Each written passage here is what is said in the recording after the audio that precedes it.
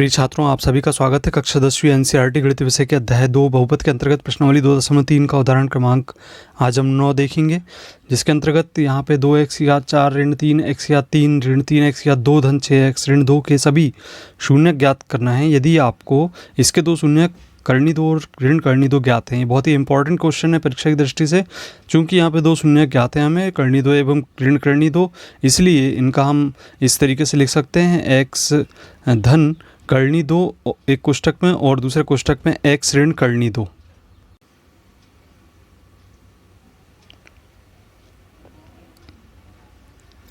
अब इनका आपस में हम यदि गुणा करते हैं, चूंकि सर्वसमीका e धन b और a ऋण b के अनुसार a का वर्ग ऋण b का वर्ग होता है, तो इसे हम ऐसा लिख सकते हैं x का वर्ग ऋण 2। अब यहाँ पर हम इसको इस तरीके से लिख लें, जो हमारा x की घात 2 ऋण 2 प्राप्त हुआ उसको हम भाजक ले लेंगे और हमारा भाज्य ज्ञात है हमें, तो भाज्य का पहला पद बटे भाजक का पहला पद, इस तरीके से इसको सरल करें घातांक के नियम से या कैंसिल करके, तो 2x की घात 2 बचेगा। यहाँ पर 2x की घात 2 को हम भागफल में लिखेंगे और इसका भाजक में गुणा करके यहाँ नीचे लिख देंगे, तो होगा 2x की घात 4 और ऋण 4x की घात 2। अब हम यहाँ पर घटाएंगे तो यहाँ चिन्ह परिवर्तित होंगे, ऋण का धन का ऋण और ऋण का धन, इस तरीके से ये 2x की घात 4 और 2x की घात 4 घटेगा, कैंसिल होगा, तो यहाँ पर हमारे पास ऋण 3x की घात 3 बचेगा और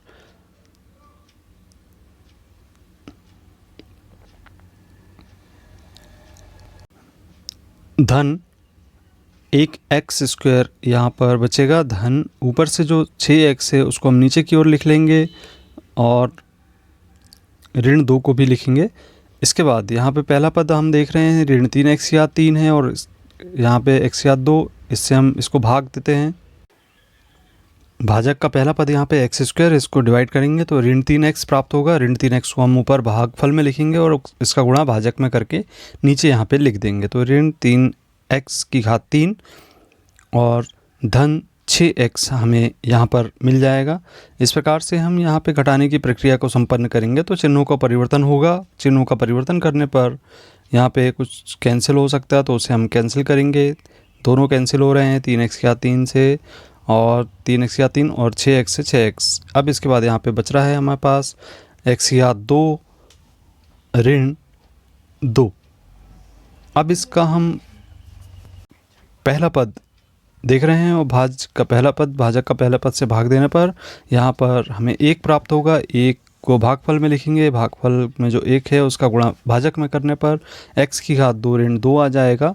और इस प्रकार से यहाँ पे हम घटाने की प्रक्रिया को पुनः संपन्न करें तो यहाँ चिन्ह परिवर्तित होंगे और चिन्ह परिवर्तन में हम देख रहे हैं कि धन का ऋण और ऋण का धन करने पर ये दोनों भी कैंसिल हो जाते हैं, जिससे हमारा जो शेषफल है वह 0 के बराबर प्राप्त हो जाता है।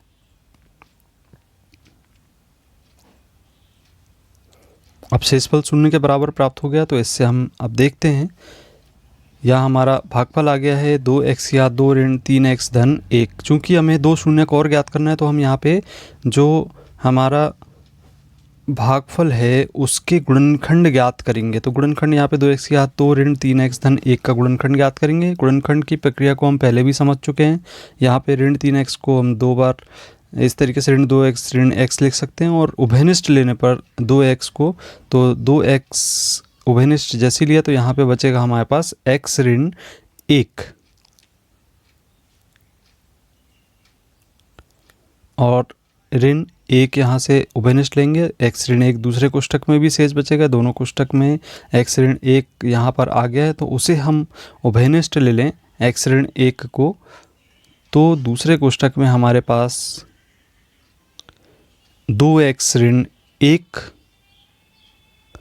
प्राप्त हो जाएगा। इस प्रकार से दो गुणनखंड निकल के आ गए हमारे x ऋण 1 और 2x ऋण 1। इसे हम शून्य के रूप में जब ज्ञात करें तो इसके बराबर शून्य रखने पर x ऋण 1 का मान शून्य पर रखें बराबर में, तो हमारा पहला शून्यक x बराबर धन 1 हमें प्राप्त हो जाता है। इसी प्रकार से दूसरे शून्य के लिए हम 2x ऋण 1 को शून्य के बराबर रखेंगे, तो हमारा दूसरा शून्यक भी यहाँ से प्राप्त होगा। तो 2x बराबर हमें 1 प्राप्त होगा। इसके बाद x का मान 1/2 लिखेंगे। तो इस प्रकार से 2 शून्यक हमारे प्राप्त हो गए, 1 और 1/2। अतः हम दिए गए बहुपद के कुल शून्यक करनी 2, ऋण करनी 2 और 1 और 1/2 लिखेंगे। इस प्रकार से प्रश्न आपको समझ में आया होगा और ये बहुत ही महत्वपूर्ण है परीक्षा की दृष्टि से। आप इसकी तैयारी कर लें। अगले वीडियो में हम पुनः मिलेंगे प्रश्नावली 2.3 के साथ।